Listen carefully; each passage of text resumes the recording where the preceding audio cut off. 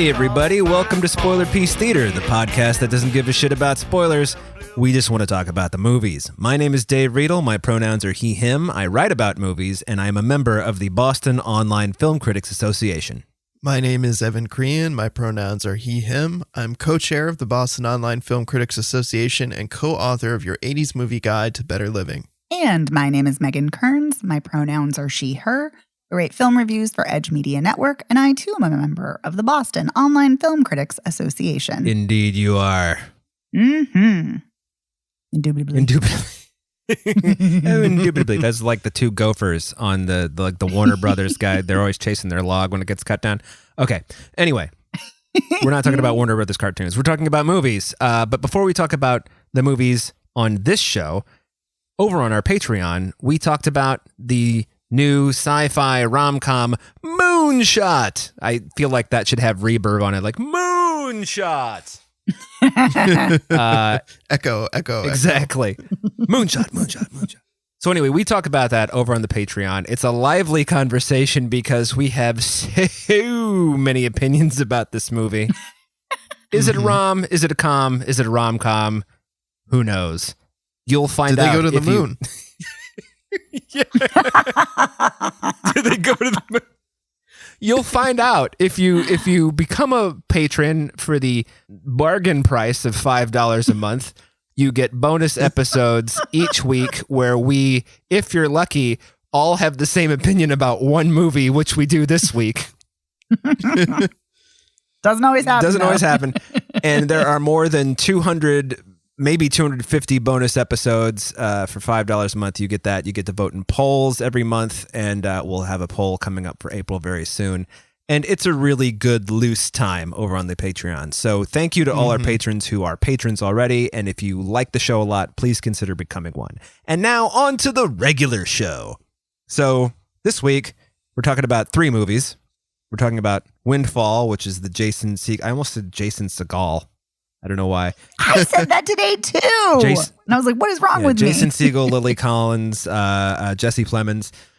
Then we're going to talk about Mothering Sunday, which is a new drama, English drama. It's late at night, folks. I'm a little just slap-happy. another Mothering Sunday. And then we're going to have the big swinging whatever new release of the week, All the Old Knives, or as I call it, All the Old Knives. Okay. Yes. So I'll take one stab. yeah. Anyway, so let's talk about Windfall, shall we? This is a thriller ? Starring Jason Segel, Lily Collins, Jesse Plemons, directed by Charlie McDowell, son of Malcolm McDowell and Mary Steenburgen, who also he directed a good movie. Not that this isn't good. But, he did The One I Love. I think that's what it's called, right? With Elizabeth Moss. Oh, yeah. He directed that. I remember that movie. Yeah. And he wrote this. It was an early spoiler piece review. Yes, indeed it was. And Jason Segel had a hand in the script. McDowell had a hand in the script. Andrew Kevin Walker had a hand in the script. This does not feel like an Andrew Kevin Walker movie. And anyway, here is your one-sentence IMDb summary. We've returned. Hold on, my screen is loading. Sorry, everybody. Here we go. A man breaks into a tech billionaire's empty vacation home, but things go sideways when the arrogant mogul and his wife arrive for a last-minute getaway. Yes, that is accurate. Oh boy, do they. Yeah. Yep. Mm-hmm. So it becomes a drawn-out hostage situation. yeah, it does. So Jason Segel breaks into, the mogul's house, and he's just intent on, finding some cash, finding some stuff, getting in and getting out, which is what he's in the process of. He's in the process of leaving their home when Lily Collins and Jesse Plemons come in, and he's like, oh, fuck. And he he doesn't say that. And he leans up against a wall, and then he's about to sneak out, and Lily Collins sees him. So he's just like, shh, and he, grabs her, and he's like, Jesse Plemons, which is not what his name is in the movie. It's like, you CEO guys. is his credit. CEO, right. They don't have names. That's right. It's Nope. man, wife, CEO, and gardener. Those are the 4 characters. And basically the whole movie is this sort of, would you call it a battle of wits? I mean, I guess. So what happens is Jason Segel's like, he's gonna leave, and he does leave. And, he gets rid of their car keys so they can't follow him. He breaks their phones. He takes a gun that he finds in the house and tosses it in a fountain so they can't like shoot him. And then he's getting in his car and he sees like a security camera in this tree, and he's like, oh, God damn it. So he goes back to the house and he's like, you guys said there were no security cameras. And Jesse Plemons is like, well, there's not really. I mean, who knows where the video goes? It's in the cloud. And so then Jason Segel, he gets the gun from the fountain, or he got it anyway, and he locks him away. And, he says, all right. Then they get out. And then he says to Jesse Plemons and Lily Collins, I need money. And they decide on $500,000 so he can start a new life and disappear. But the catch is... Which is a funny negotiation, I might add. Yeah, it is kind of a funny negotiation, because at first Jason Segel's like, $150,000. And Jesse Plemons is like, is that really enough? And so they negotiate him up. But not too much, because then he wouldn't be able to carry it. Right. Which I have to say, I am so glad somebody talked about the logistics of carrying that much money. So I was very I should mention that there is a James Bond movie starring Timothy Dalton called License to Kill, in which a character gets $5 million in 2 suitcases.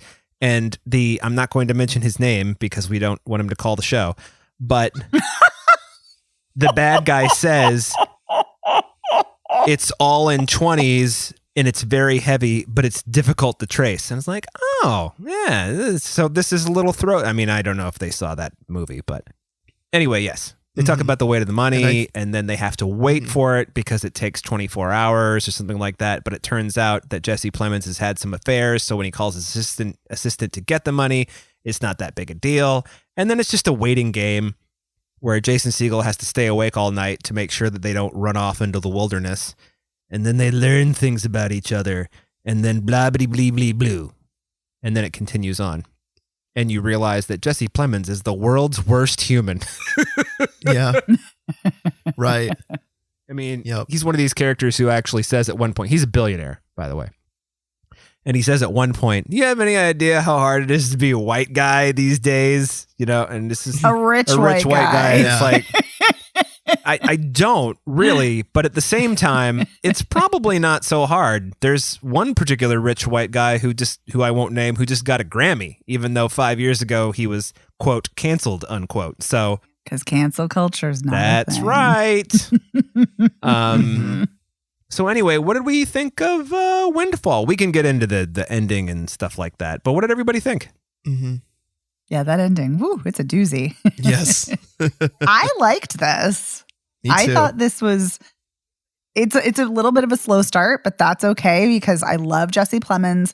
I love Jason Segel, and Jesse Plemons picks such interesting roles, and I love his career. And he just brings the most to every single character. And Jason Segel's great too. And Lily Collins was good. I don't think really I've actually ever seen her. Yeah, I don't think I've actually ever seen her in anything really. And she's really surprised. I was surprised just because I hadn't seen her in anything. But yeah, I liked this. I liked this a lot more than I thought I was going to. And it's tonally jarring, which doesn't always work for me. But yeah, it really worked for me here. I dug this. Evan? Oh, me too. I really enjoyed this. I like how narrow in scope it is. I like that it's basically like a 3-person movie, with the exception of when the gardener comes in a little bit later.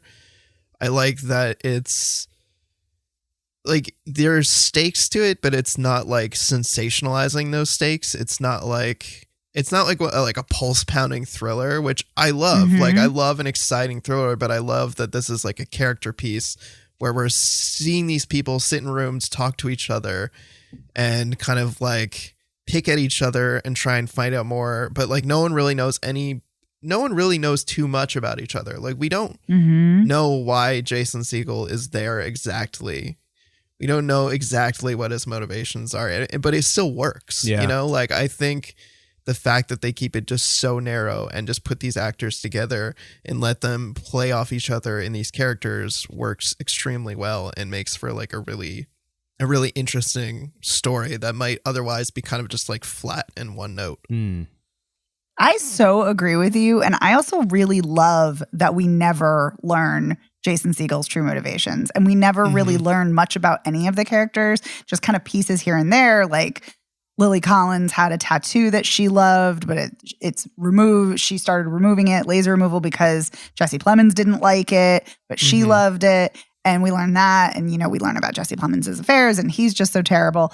But we never really learn too much. But the little tidbits we do learn, and really mostly just bolster what we are witnessing from their behavior. And it really is a testament to sometimes exposition is necessary and sometimes it's great, but we don't really need exposition. You don't really need dialogue in the way that some films use it to do character development. It's like we don't need to know their whole entire backstories to actually know their backstories, because their actions are reifying their backstories. We're witnessing it. We don't need to have all of these specific details. And so I think it's done really smartly, and it's acted so incredibly well. And they all have really great rapport. Like you said, Evan, playing off each other. Yeah. And getting to what you were saying too, it's like we can learn a lot about them based on a little amount of dialogue. Like Jesse Plemons' character especially, we learn a lot about what kind of scumbag he is from like the way he, is complaining about what it's like to be a rich white guy and all the pressure. And then, his rant about freeloaders and people wanting to get something for nothing. And it's, you know what kind of scumbag he is, and just based on a couple of rants, and that he is a terrible human, even though we don't get to see the full extent of it. We've only spent a day's time with this character, but we know exactly the ways that he's a scummy person, especially in how he treats the gardener too. My God. He's just rude and shitty to him and doesn't care anything for him. And then later on when the gardener, gets spooked and tries to escape, and he accidentally slits his own throat on the glass by tripping and falling on it. And Jesse Plemons' character is, screaming and yelling and like, oh, it's his fault, he's an idiot, and ranting and raving, but does literally nothing to help while this guy dies in Jason Segel's arms and his hands are just covered in blood. Yeah. You know exactly what kind of guy he is based on that reaction. Yeah. Yep. Actually, we learned it even earlier. You're so right. But we learned it even earlier because he's such an asshole to his assistant when he's asking for the money for her to get. He's like screaming at her. And I mean, I guess you could chalk it up to he's tense because he's being kidnapped, but no, he's just a dick. He never really takes Jason Segel seriously, though, even though. That's true. That's true. But also, I just want to throw out there real quick, I liked this a whole lot less than both of you. Oh, that's a shame. I didn't dislike it. Oh God, I'm such a broken record, and people who listen to this show are going to be like, bullshit. But I kind of figured out where it was going pretty early on. And especially once the gardener died, and I was like, there's broken glass everywhere. Who's going to be doing the cutting? And then it's Lily Collins. And so I was like, all right, so they've kind of been the person you learn about the most, I think, is Lily Collins. And you learn, A, she's a survivor. B, she hates her husband. C, she's unhappy with her life. And you can just kind of see her formulating, Jesse Plemons says to her at one point, you've got to get close to this guy so we can like work him. And you can just see the wheels turning in her head like, well, I'm going to get close to him, but I'm going to work him for me, not for you. And then she kills everybody. Yeah. Yeah. She that's true story. Uses a piece of broken. That's something I did. Oh, go ahead, Evan. I was going to say that was another thing that I liked was the emphasis. She tells a story about how on her wedding day, she was looking down at her feet and thinking about like, once I take the step over the precipice to, get married, and then it's like my life's in this whole trajectory. And there's this whole emphasis on people's shoes and their feet in the movie. And it's like, we keep seeing her feet and her tattoo. And this idea of her like stepping over the precipice later when she goes to grab the money and she feels like she has the option to maybe take the money and run.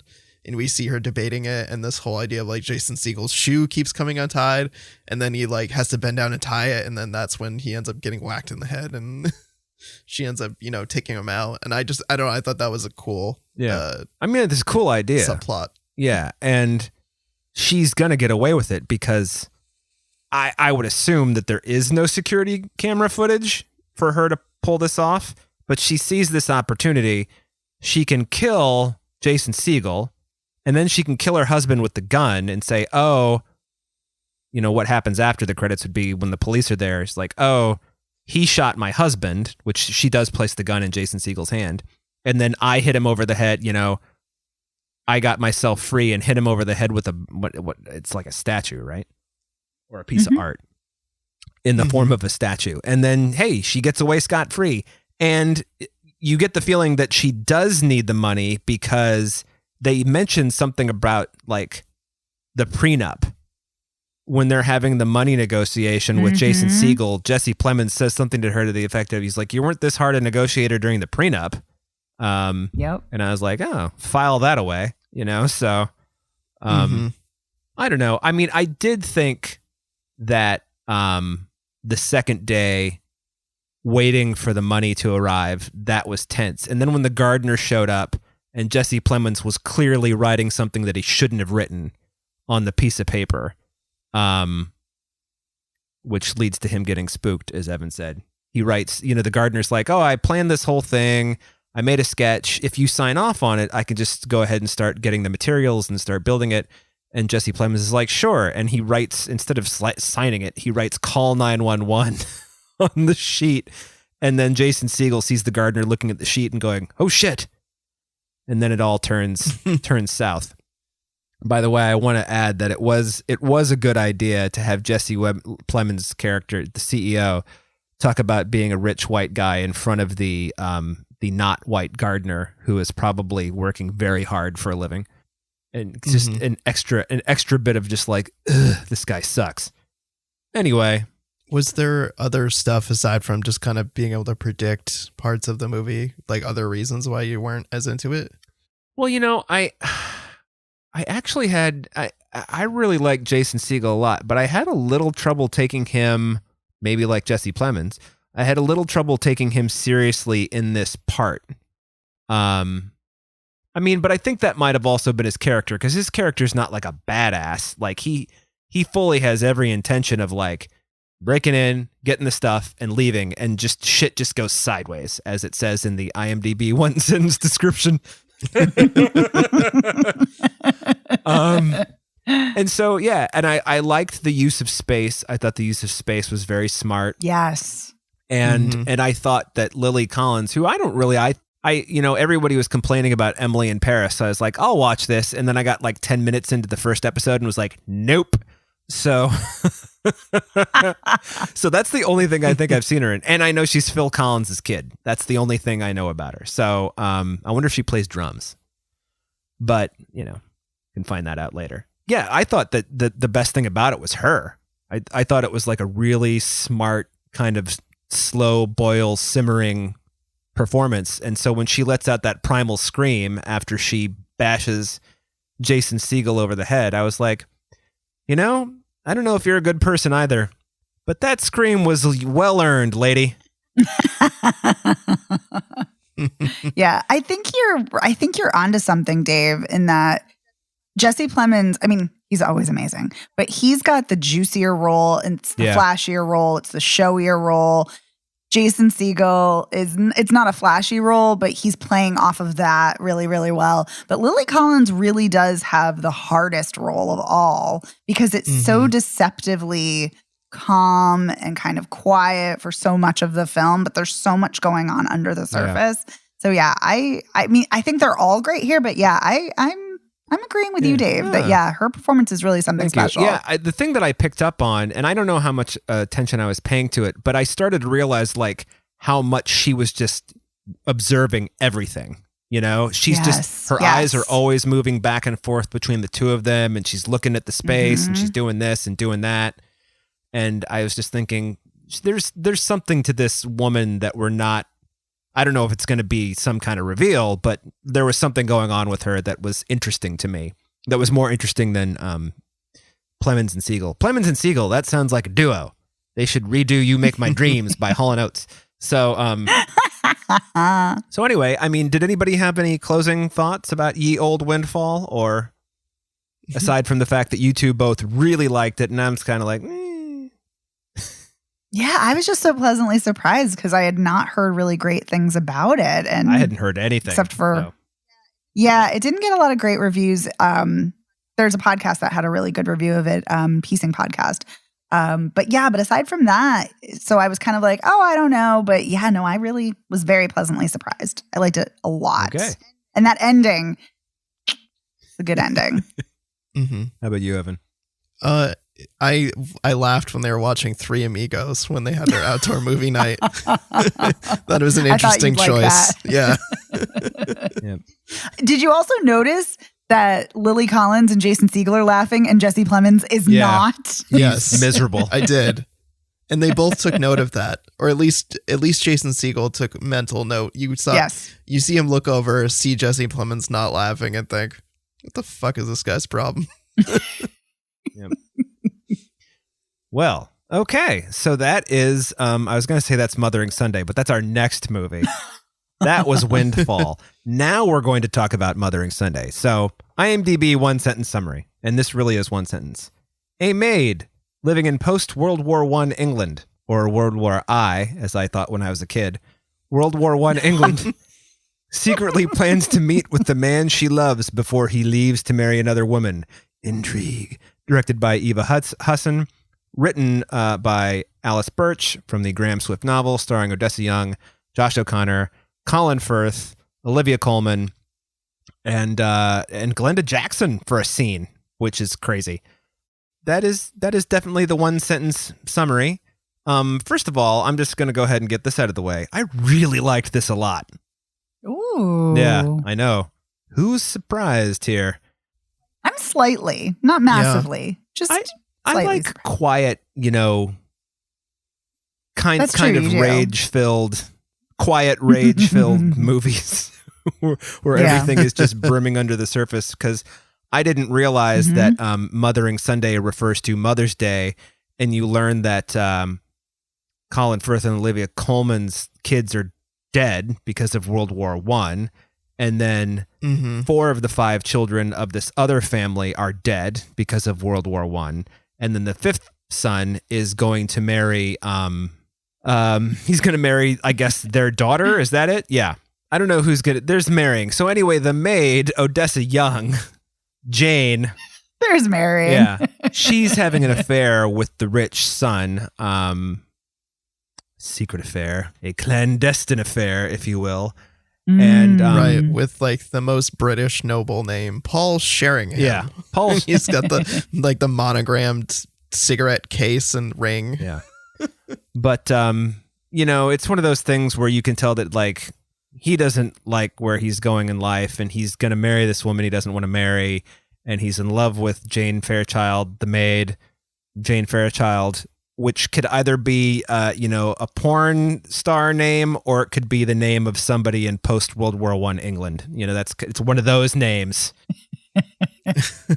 And so it's just this very not slow, that's the wrong word. It's this very deliberate moving back and forth in time. It goes from this post-World War I period to, I guess, would you say just like right before World War II, and then later in life, and then really later in life. But it goes back and forth between all these time periods. And what happens is the big thing is, Mr. Paul Sheringham is having this affair with Jane, and he's supposed to go have lunch with his soon-to-be fiance and Colin Firth and Olivia Colman and her parents and do. On the way, he dies in a car accident. And it's not really a mystery as to whether did he do it on purpose or not, because I was talking about this with Evan off mic. I'm pretty fucking sure he killed himself on purpose. Yeah, it did strike me that way. Yeah. But I mean, based on the way he says goodbye to her when he's leaving, it has a finality to it, and you could read it as, okay, he knows he's engaged, he's gonna be married, like this is the end of their affair. But it just, there was a somberness and a quietness to it to me that indicated that like he was probably going to kill himself. Yeah. And if he didn't kill himself, all of those million unfiltered cigarettes he smoked were going to do it first. I mean, oh my God. So many There's cigarettes. more smoking in this movie than in all of Quentin Tarantino's movies combined. Right. But also, I mean, a lot of nudity. Let's talk about let's talk about how this week is kind of funny, because we have two movies where we see a lot of men's butts. It's a butt heavy week between Chris Pine and Old Knives. It's also some blurred frontal nudity too. Yeah. Male and straight up nudity. frontal nudity. There's a scene later where it's not blurred. It's a lot of full frontal nudity in this one. A lot of Wait, are you talking about male full frontal nudity Yes. is not blurred? Yeah, Paul. I still thought it was blurry. Oh, no, there was a scene later where it wasn't blurred. yeah, he but was like kind of standing, you know. Yeah, no, I know what scene you're talking he about. was Winnie the Poohing, Donald Ducking, whatever you want to say. He was wearing a shirt with no bottoms. Yep. Winnie the Poohing. I love it. But there's also a lot of female frontal nudity Is as well. there? Yes, My I was just Lord. getting to that. I mean, There's Go a ahead. scene. So he leaves the house and she's just wandering around his house completely naked, just going from room to room. And I was feeling like this has to be the longest nude scene outside of porn. It's like, she spends like a quarter of the movie just completely naked, like full frontal nudity. yeah, but she's taking a leisurely stroll around the house and seeing like what it's like, and she's eating the savory pie that he left for her, drinking a beer, Drinking a you beer. know, smoking a cigarette, and looking through the library because she's an avid reader, as we learn. And then later in her life, she becomes a very successful novelist, which I thought that I just want to throw this in here before I forget. I thought that this movie is a really great example. It's really hard to make movies about writing. And they wisely chose to make this movie about the writer and allude to her work rather than her sitting at a typewriter going like, oh, let me type out this sentence. Wow, so stuffy in English, you know?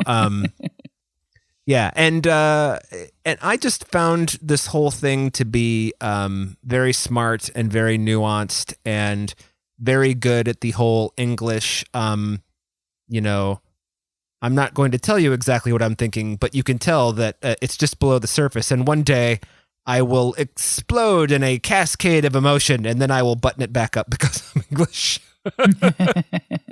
Like when Colin Firth is, you know, telling her, I can't believe that nobody figured out, except for, of course, the other staff, that she was having an affair with Paul. Like it never occurred to Colin Firth that her reaction was such that maybe they were closer than he thought they were.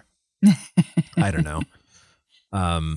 He seemed kind of in a daze though himself. I think he was, and I'm wondering, probably because it was like triggering things about his own dead children. Sure, totally. But yeah, so that might be why he didn't really pay. Because like when she comes back home or to his home, he's like, "Oh, Jane, there you are!" Like it's so like, he's like off in like dreamland. So anyway. So maybe that's why he wasn't thinking about, why is she having such a strong reaction? Yeah. I also liked how Olivia Colman near the end of the movie when Jane is helping her get undressed for the evening, because Olivia Colman's she's so shell-shocked that she can barely do anything.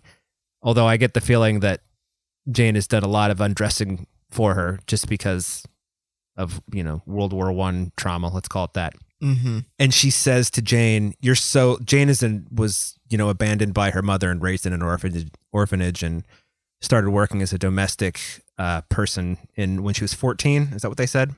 Olivia Colman says something to the effect of, you know, Jane, you're so lucky that you come from nothing because you have nothing to lose.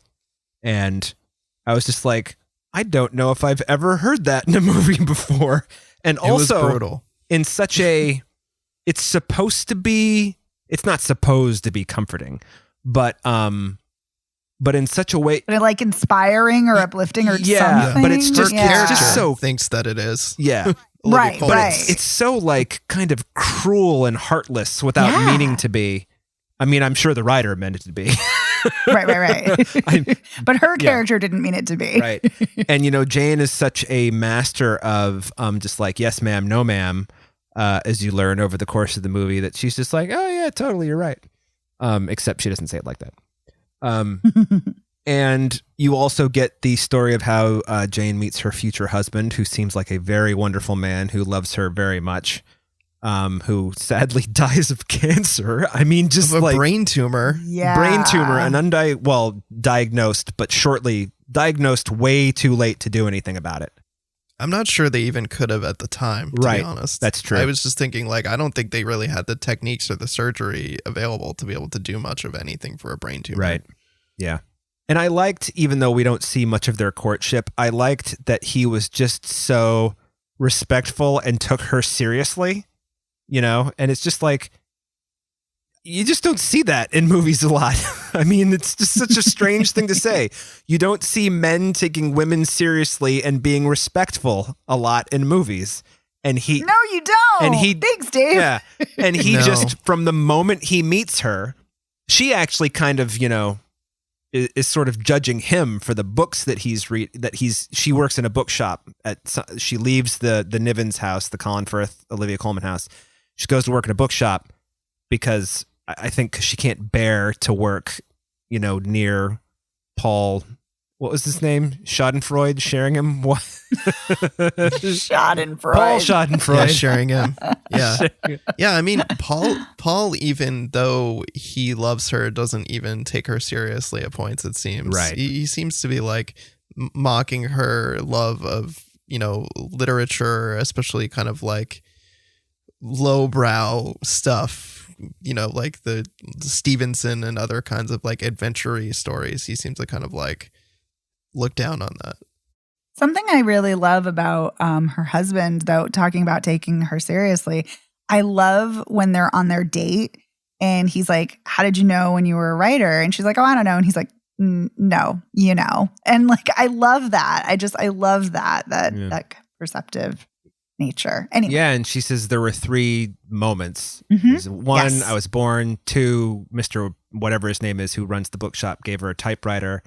And then the third one, she's just like, that one's just for me. Kind of like Tom Hanks at the end of Saving Private Ryan and the Rose Bushes. Hmm. He's like, nah, seriously, what? And she's like, nah. And then he takes a copy of Virginia Woolf's, I'm assuming, latest, piece of work and puts it on the table and slides it across to her. And you can just tell she's like, this man understands me, Yeah, very specifically, it's a room of one's own, Yeah. which is so pivotal and impactful because she talks about Orlando before in the bookstore and how great it is. Yeah, and I love that he gives her or shows her a room of one's own to show the importance of women's autonomy and independence, especially when it comes to creativity. Like it's the ultimate gesture of support. Yeah. Like I see you, I understand you, I respect you. It's so lovely. And it's also, and it's like, it's not just like him doting over. She clearly, really, she's fascinated by, he's a philosopher. He's Yes. by trade, he's Mhm. he's got a degree, and I think an advanced degree in philosophy. And she's like, well, you can tell me about philosophy. He's like, you don't want to learn about philosophy. She's like, no, I do though. And he's like, oh, wow. Someone who takes my work seriously. Yep. So I thought that their whole romance was really wonderful and sadly bittersweet because 1, he's not in the movie very much, and then 2, he dies. I mean, they're older. I mean, he's clearly got some aging makeup on, and they've grayed him up a little bit. So I don't know how old they're supposed to be, but older. And then the movie ends with Jane living alone, presumably in London, played by Glenda Jackson, winning yet another huge award. And the press is at her door. They're like, you won the whatever. And she's like, She's like, thanks. I won them all. Yeah. Yeah. So I don't know. I just, I really, I don't know if enjoyed is the right word, but I could actually, you know how a lot of times I say it's like, I really liked this. I don't ever need to see it again. I could watch this movie again. It's a movie that like, it has nuance. So you need to watch it again to like see all the sideways glances and the stares and the, and the, you know, the looking across the room. And there are actually a couple of moments. There's one moment when Jane is serving at a dinner and she keeps staying in the dining room for a long time to like be closer to Paul. And one of the other women working there, she's like, you're staying in the dining room an awful lot. And she's like, yeah, I'm just being attentive. And you know that the other woman's like, even though she's kind of a dope, you learn later, or at least that's what Olivia Colman says. She's like, I just think there's something going on between you two. But it's, you know, very quiet and stately. Did we all like this? It sounds like we did. Yeah, I did. Oh, Evan's a no. I did. I love Odessa Young, and she's amazing in Shirley. I really loved her in that. I liked her tremendously in this. And Sope Dirisu, who plays her husband, is so good in this and also in His House, which that's such a great movie. So, and Colin Firth is great. I always love seeing him. He's great in this role. Olivia Colman is great in her role. Yeah, I really liked the acting, and I really loved the cinematography in this. I thought it was quite gorgeous. So I really liked it. But Evan, I want to hear why you're suspicious. I'm a little more lukewarm on it. I think I also really like the cinematography. I think the score is really good as well. Yes, agreed. Especially in those kind of like very emotional moments. And I do like the performances, the main performances. I didn't think the guy who played Paul Sheringham, I didn't think he was particularly good. Josh O'Connor. I didn't feel a strong spark between him and Odessa Young, but I think Odessa Young was great, and I think Colin Firth and Olivia Colman were great. Although I feel like for a while Olivia Colman felt kind of underutilized in the movie, but really it's just like that's just the plot. That's her character. She doesn't have as big of a role. It's not her story.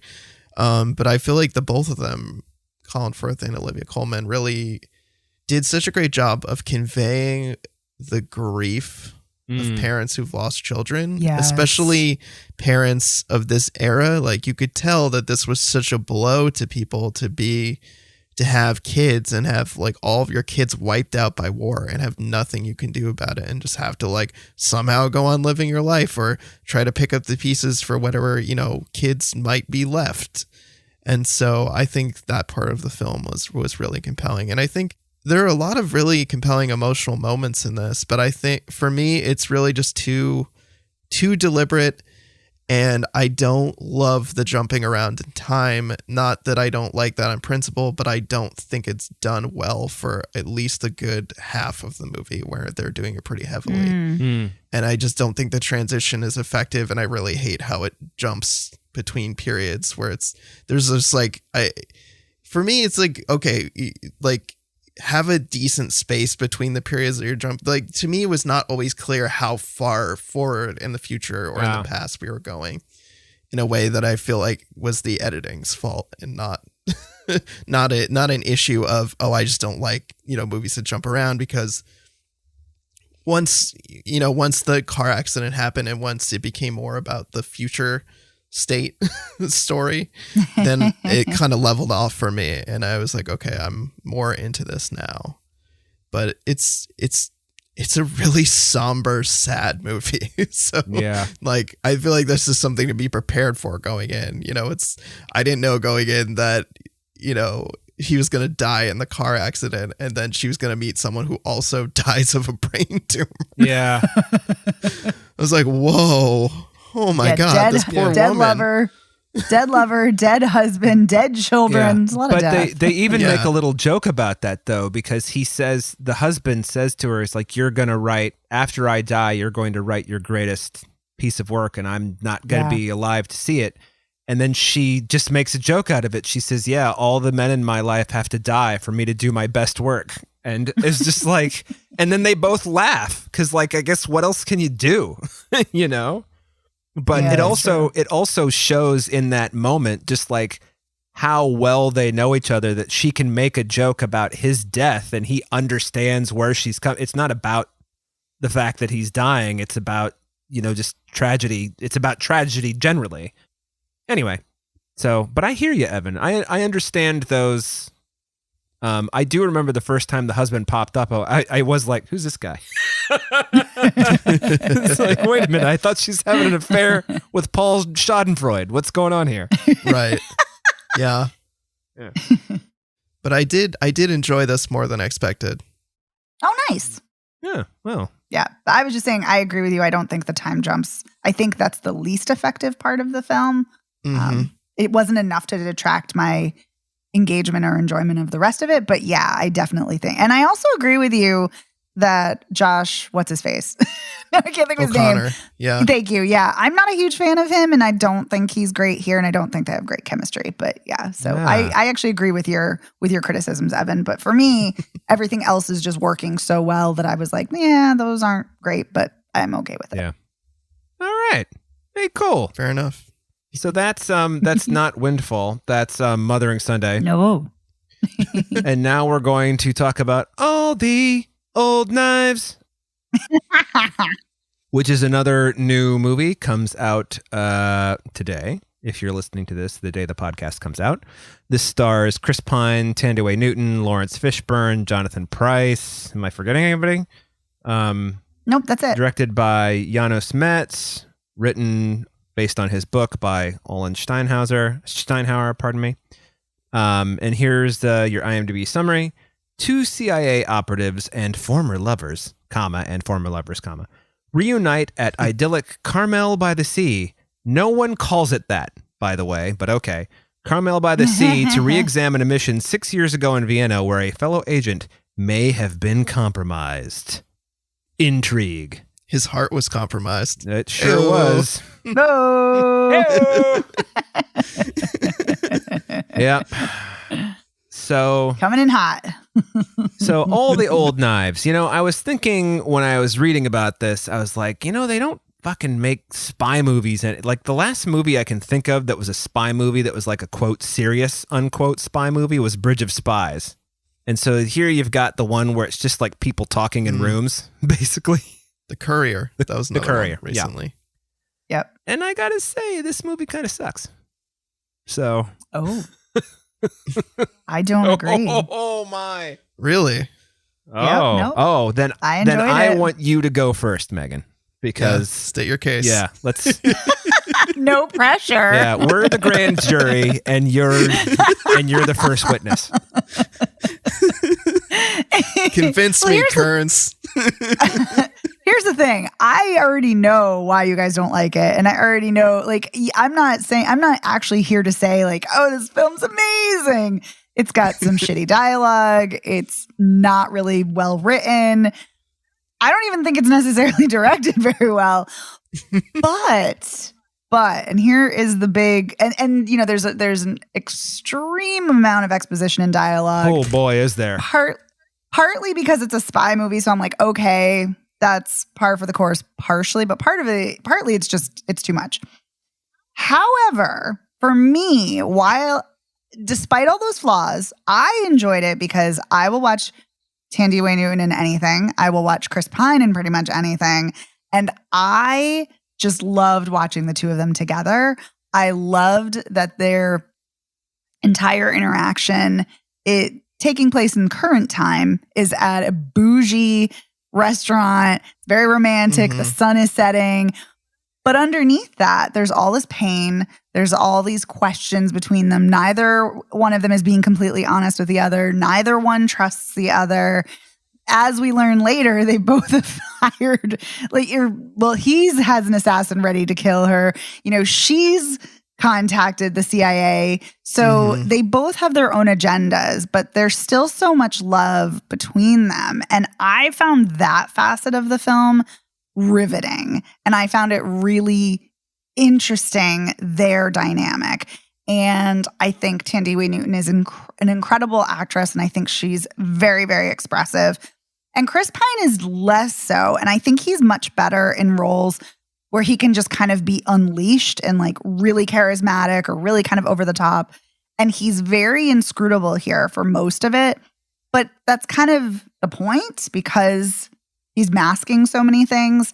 Mhm. So yeah, so I don't think this is like a great film or good film per se, but the acting and their chemistry and what was happening really worked for me. And I was a sobbing mess by the end of the film. It blindsided me. I was not expecting it, but I could not stop crying at the end. And so, yeah, so it ended up working for me. And I was surprisingly interested the whole time. So, but I'm not surprised that you guys didn't like it. Well, I'm going to break in here with a little anecdote about what I was thinking about when I was watching this movie.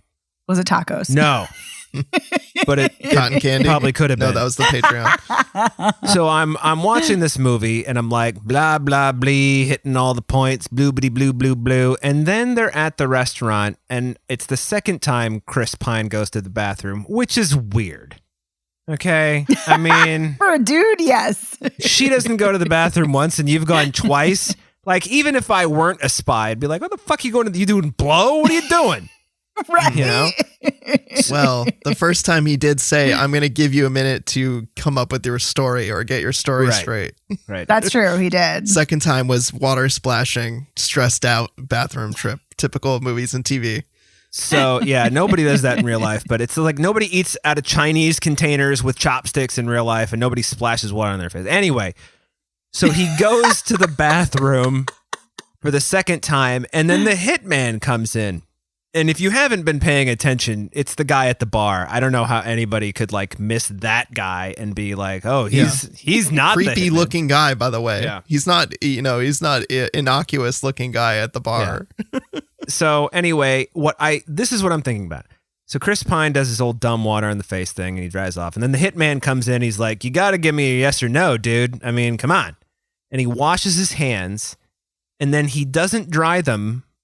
And then he pats Chris Pine on the shoulder and you can see the watermark from his hand on Chris Pine's jacket. And I thought, that's a real bathroom. That's real water. He really washed his hands. And then he patted Chris Pine on the shoulder because that's just way too much CGI for such a small moment. And that's what I thought about. That's what I thought about. That's what I think about when I think about this movie. The washing All the right. hands and not CGI. All right. Let me ask you another question. Is that good or bad? I don't think it's good. No, No, it's not good. I just think the whole setup was just so. I'm a broken record again. This is just like I did this once already, and I don't remember if I did this during Windfall or if I did it on the Patreon because I'm so out of it right now. You did it during Windfall. Thank you. It's just like the movie opens up with one of those J.J. Abrams flashbacks before the opening credits, and it's just like, she's a sobbing mess because there's been this hijacking and all these passengers have been killed, and then he's chasing after her. And by the way, it's snowing. It's not snowing. He's running through the streets of Vienna trying to find her, and he runs down this street. And then he just turns around, doesn't move streets, doesn't change time. And then there's just snow everywhere. Nice editing. And then you got an hour and 40 minutes of being like, well, Chris Pine is obviously the bad guy here, or quote, bad guy, unquote. So how long do I have to wait to find that out? So what was more interesting to me was like, it's just like, it was just so tedious because I'm like, you don't just leave the CIA and move to Carmel and start a family. That's just dumb. Maybe. Wait, why? Well, maybe you can do that in real life. You don't do that in the movies. You don't get away from the Right. CIA in the movies. Yeah, you don't get to leave the life. You either keep working till you die, And there's that or guy they she kick you sees- out. But she doesn't get to leave. That's right. That's right. Because that's what I mean. There's the guy who shows up at the grocery store and then he's outside the grocery Yep. store. And I'm just like, okay, well, this guy's going to work into this. And at that point I was like, is this Chris Pine's hitman? Because Chris Pine's already talked to his hitman. And I'm like, no, that seems a little too like the professional hitman. I don't think would be like next to her at the grocery store. And so there's the whole like there's no good moment like in Rope when Farley Granger's like cat and mouse. There's none of that. It's like She's the cat. He's the mouse. Boom. It's over. Who fucking cares? That's how I felt.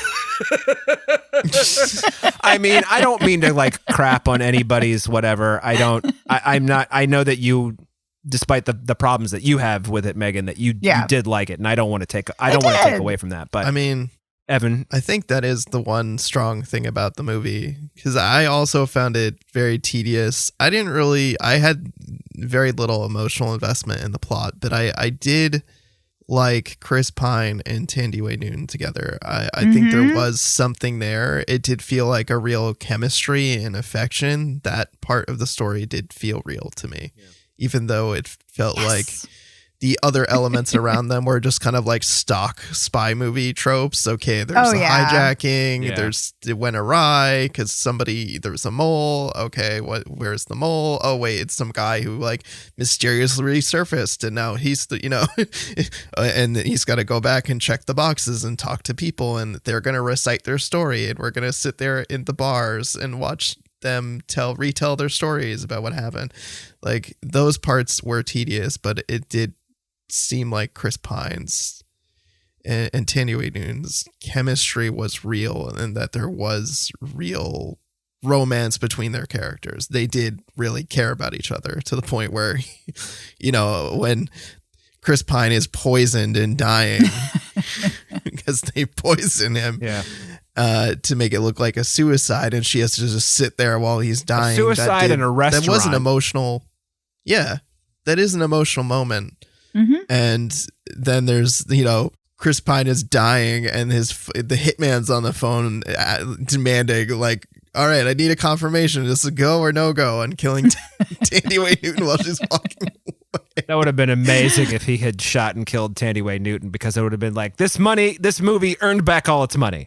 But yeah, that would have been quite the twist, because he's groaning and dying. So either the hitman just hears what he wants to hear. He hears him say yes, even though he doesn't say yes, or he's just an asshole and does it anyways. Yeah, well, that's why I said, like, you need to actually say yes.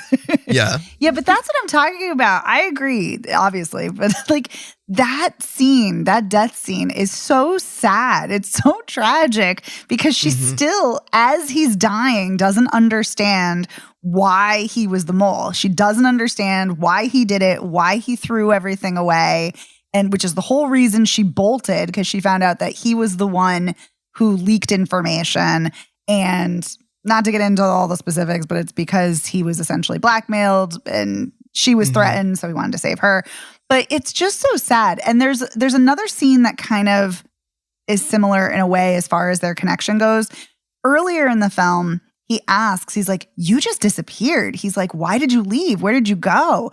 And you see her, she's like hunched forward before, like, they're really into this conversation. And she like stops, braces herself, backs up. And she's like, I liked this better when this was an interrogation. And it's like, ooh, she's protecting herself here and she doesn't want to go there. But then they do go there emotionally, and it's, Anyway, so for me, the emotional resonance and their chemistry is really that's what elevates this film and really saves it for me. Yeah, because if you take that out, no, this movie's no good. The other elements are not good. Right. Oh, the other thing I want to say too, the other thing I had a major problem with is, okay, so they're trying, it seems, to make a commentary on U.S. militarism and colonialism, about how the U.S. drops bombs on myriad communities, which is true, and that's a really, really important issue, really important topic. Let's get into that. Okay, great. And you have the hijackers talking about how they speak for victims all over the world. Okay, sure. But then they never really do anything with it, and they never really make an effective commentary. And so all it did for me, because the hijackers are from Chechnya and Iran, is all they end up doing is just reifying Islamophobic tropes. Yeah, and that's true. It was really sad to see. Because I thought it was going to make this really interesting commentary about how shitty U.S. is as far as foreign policy goes and military choices go, and it just, it didn't go anywhere. Yeah. It was too interested in being a spy thriller. And like, here's the thing, Chris Pine, for a guy who's supposed to be smart, You're not very smart. Because, he says to her, it's like, you just like fucking left. What? Then I didn't know why. Think about it, asshole. I mean, just a fucking plane full of people just died, and you're the one link. Like, what are you, dumb? Oh, my God. Yes. How did a guy this average get to be in the CIA? It's because you look like Chris Pine, right? Ay, ay, ay.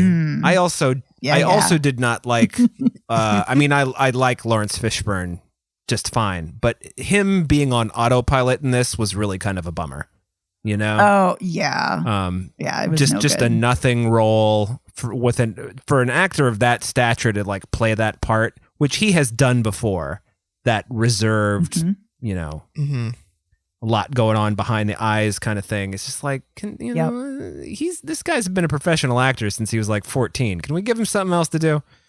So, oh my God, he was 14. That's right. Yeah, he's in Apocalypse Now. So like, Yep. Anyway, yeah. And Jonathan Pryce not really doing anything that he hasn't done before, So it's just kind of like, I can see why you made those casting choices because they're available and they're great, but also, yeah, I just thought a lot about this was clumsy, but I'm glad that you had a good time with the human relationships, Megan. Yeah. I did. It cut very close to the bone for me. It felt very, very personal in certain ways because, old lovers, exes reuniting brings up a lot of shit. And I think that element, because of the lead performances, that did it well. But yeah, the rest, no. Okay. Evan, do you have any closing thoughts?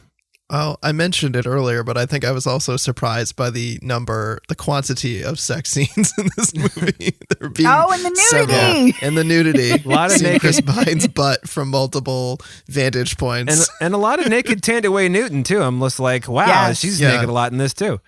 Yep. I mean, they're both nice looking people, so why not? But anyway, so I was going to say, if you're going to get a lot of nudity of a woman, equal opportunity. Yeah. Let's do dudes too. Yeah. Yeah, you see a lot of Chris Pine when he's in that he's in the shower way too long, by the way. It's like she's got enough time to see that the bad guy's calling you, to go through your pockets, to find all this stuff. Get out of the shower, man. Okay, anyway. Yeah, he did take a really long I mean, that was a long shower for a movie. I mean, how long must it have been in real life? Okay. So that was all the old knives. So let's recap, everybody. Windfall is on HBO Max right now. I think we've got Netflix. Sorry. I beg your pardon. You're correct. It's on Netflix. I think we have 2 solid yeses from you two. Mm-hmm. Yes. And you've got Your Mileage May Vary from me, which is now becoming my trope. Mothering Sunday. I think you got hard yeses from Megan and me. Yeah? Yeah. And, yes. And a yes. maybe from Megan? Yeah, I'm kind of middle of the road, but I'm leaning towards yes. I think there's something there. Yep. Mothering Sunday comes out in theaters, by the way, today, and so does All the Old Knives. How do we feel about that, gang? No. All the Old Knives is also on Amazon That's true. Prime. Yeah. Like I said, I got something out of it. I really love their performances, and I like the reuniting lover aspect.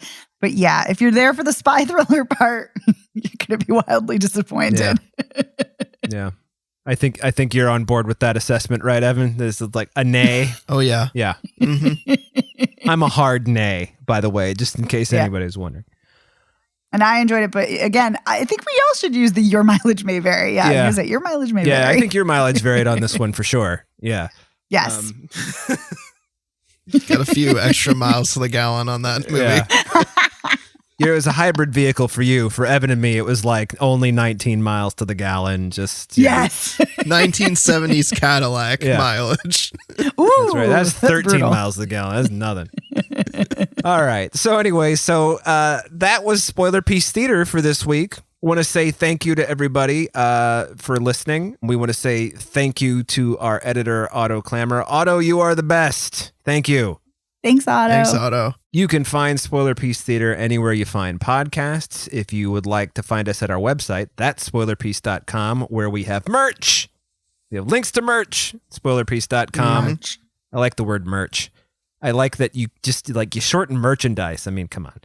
You can find us on the social medias. We're Spoiler Piece Theater on Facebook, at Spoiler Piece on Twitter, Instagram, and Letterboxd. If you would like to get in touch with us, please send us an email, spoilerpiece@gmail.com.